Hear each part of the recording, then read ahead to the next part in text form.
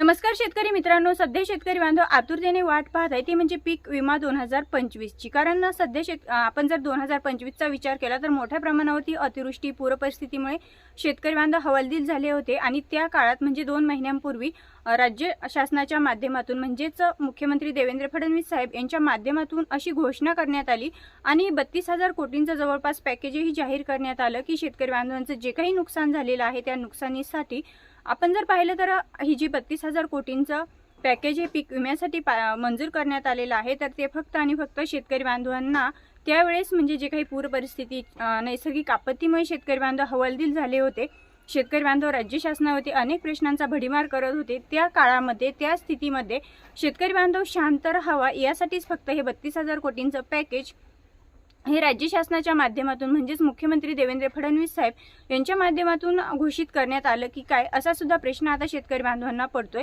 कारण आपण जर पाहिलं तर डिसेंबर महिनाही संपलेला आहे, जानेवारीही संपला, फेब्रुवारीही संपला आणि आजच्या स्थितीला मार्च महिना सुरू झालेला आहे। मार्च महिन्याचेही बरेच दिवस उलटून गेलेले असताना सुद्धा शेतकरी बांधवांना पीक विमा 2025 हा भेटत नाहीये। मग आता नक्की हा पीक विमा शेतकऱ्यांच्या खात्यात केव्हा जमा होणार, हेक्टरी 17,500 रुपये जमा होणार अशी आपण सर्व शेतकरी बांधव आस लावून बसलेला आहोत। मग खरोखर आता हेक्टरी 17,500 रुपये हा पीक विमा तुम्हाला 2025 चा मिळणार का, ही संपूर्ण माहिती आपण या व्हिडिओमध्ये जाणून घेणार आहोत। त्यामुळे मित्रांनो व्हिडिओ कुठेही स्किप न करता व्हिडिओ संपूर्ण पहा। तर शेतकरी मित्रांनो, आता पीक विमा नक्की शेतकऱ्यांच्या खात्यात केव्हा जमा होणार हे तर आपण पुढे जाणूनच घेऊया। त्या अगोदर हेक्टरी 17,500 रुपये जसे की मुख्यमंत्री देवेंद्र फडणवीस साहेब यांच्या माध्यमातून घोषित करण्यात आलेले आहे, तर मग खरोखर 17,500 रुपये तुम्हाला प्रति शेतकरी बांधव हा पीक विमा प्रति हेक्टरी मिळणार का? तर शेतकरी मित्रांनो, असं काहीही होणार नाहीये। जरी मुख्यमंत्री देवेंद्र फडणवीस साहेब यांनी सांगितलं असलं की प्रत्येक शेतकरी बांधवाला हेक्टरी 17,500 रुपये असा पीक विमा दिला जाणार, तर असं होणार नाहीये। कारण आतापर्यंत म्हणजे 2024 पर्यंत आपल्याला जे काही पीक विमे मिळत होते यामध्ये 3 ट्रिगर लागू होते। या 3 ट्रिगरनुसार शेतकरी बांधवांना पीक विमा हा मिळत होता, परंतु 2025 मध्ये पीक विमा कंपन्यांच्या माध्यमातून 2 ट्रिगर हटवण्यात आलेले आहेत। फक्त आणि फक्त शेवटचा जो ट्रिगर आहे तर तो ट्रिगर लागू करण्यात आलेला आहे, म्हणजेच मंडळ निहाय पीक विमा तुम्हाला देण्यात येत आहे।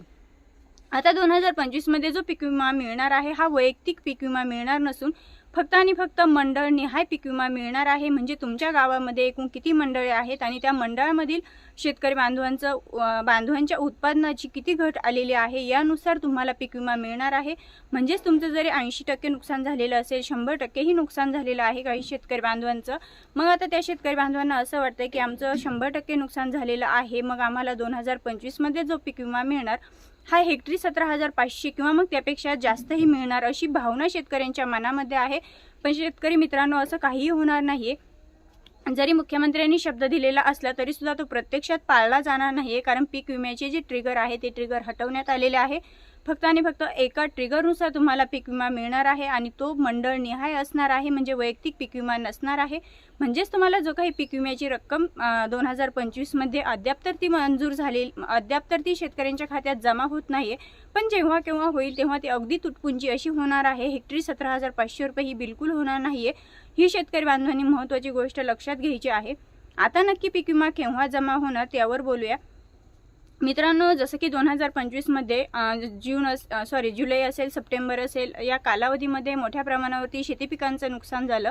त्यामध्ये शेतकरी बांधव जवळपास संपूर्ण राज्यामध्ये, महाराष्ट्र राज्यामध्ये नैसर्गिक आपत्तीमुळे दुष्काळ परिस्थिती निर्माण झाली, ओला दुष्काळही म्हटलं तरी हरकत नाही। अनेक शेतकरी बांधवांचं मोठ्या प्रमाणावरती नुकसान झालं। शेतकरी बांधव असतील, विरोधक असतील, मोठ्या प्रमाणावरती सरकारवरती रोष निर्माण करत होते आणि या रोषाला सामोरं जाताना सरकारच्या माध्यमातून 32,000 कोटींचं पॅकेज जाहीर करण्यात आलं, परंतु प्रत्यक्षात मात्र शेतकरी बांधवांच्या बँक खात्यामध्ये 1 रुपयाही जमा झालेला नाही। डिसेंबर महिना, जानेवारी महिना, फेब्रुवारी महिना उलटून गेलेला असताना सुद्धा तो शेतकऱ्यांच्या खात्यात जमा होत नाही। तर सरकारने लवकरात लवकर हा पीक विमा शेतकरी बांधवांना देणं गरजेचं असताना सुद्धा आपण जर पाहिलं तर राज्य शासनाच्या माध्यमातून कुठलीही प्रतिक्रिया, आता सध्या जे राज्याचं अर्थसंकल्पीय अधिवेशन चालू आहे यामध्ये सुद्धा पीक विम्यावरती कुठल्याही प्रकारचा हस्तक्षेप केला जात नाहीये। ज्यावेळेस विरोधक प्रश्न विचारतात त्यावेळेस त्या प्रश्नांवरती लक्ष दिलं जात नाही, कारण आपण जर पाहिलं तर विरोधकांची संख्याही खूप कमी आहे। जरी त्यांनी एकतर ते प्रश्न उठवत नाहीये आणि जरी उठवले तरी त्याकडे लक्ष हे दिलं जात नाहीये।